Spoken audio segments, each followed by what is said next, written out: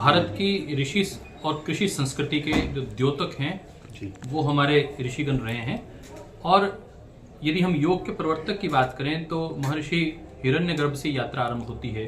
तो वह यात्रा आती है आदि योगी भगवान योगेश्वर कृष्ण, भगवान राम, और उससे चलते हुए ये परंपरा आगे बढ़ रही है महर्षि पतंजलि तक।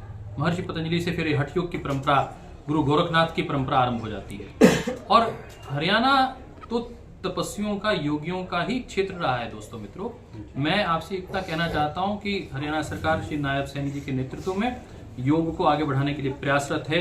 कल माननीय राज्यपाल इस कार्यक्रम में आए थे। आज हमारी स्वास्थ्य और आयुष मंत्री बहन आरती राव जी इस कार्यक्रम में आई हैं। अर्थात इस कार्यक्रम में शिक्षा मंत्री सहित श्री महिपाल ढांडा जी इस कार्यक्रम में सम्मिलित हुए। 30 लाख विद्यार्थी इसमें सम्मिलित हो रहे हैं। 15 लाख युवाओं ने इसमें अपना पंजीकरण किया है वेबसाइट पर। तो इसमें यह एक पब्लिक अप्रोच का, पब्लिक प्रमोशन का कार्यक्रम है।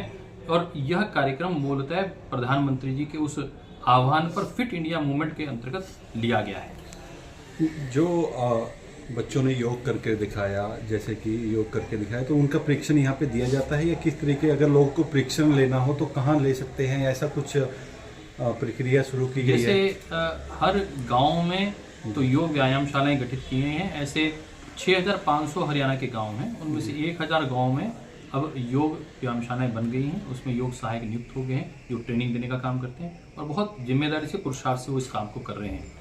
दूसरा, शहरी स्तर पर स्थानीय योग संस्थाएं इस कार्य को आगे बढ़ा रही हैं, जिसमें पतंजलि योग समिति, भारत स्वाभिमान, भारतीय योग संस्थान, Isha foundation, art of living और स्थानीय योग संस्थाएं, दिव्य योग मंदिर वगैरह इसमें काम करते हैं। जैसे पंचकुला की बात करें तो यहाँ एक एनर्जेटिक योगा के नाम से वो कार्य कर रहे हैं। तो स्थानीय संस्थाओं में शहरी स्तर पर अभी कोई योग केंद्र नहीं था, इसलिए हमने स्वास्थ्य और आयुष मंत्री जी से निवेदन किया कि शहरी स्तर पर एक, जैसे योग व्यायामशाला गांव में बनाई है, वैसे शहर स्तर पर 1 एकड़ में, 2 एकड़ में एक ऐसा स्थान हो, आयुष योग केंद्र, जहां योग और नेचुरोपैथी का प्रशिक्षण भी दिया जाए और थेरेप्यूटिकल एंगल भी उसमें इंक्लूड किया जाए, ताकि लोग जो आज विभिन्न प्रकार की बीमारियों से पीड़ित हैं वो दवा मुक्त, रोग मुक्त, नशा मुक्त होने के लिए वह इन केंद्रों में जाएं और उससे लाभ उठाएं।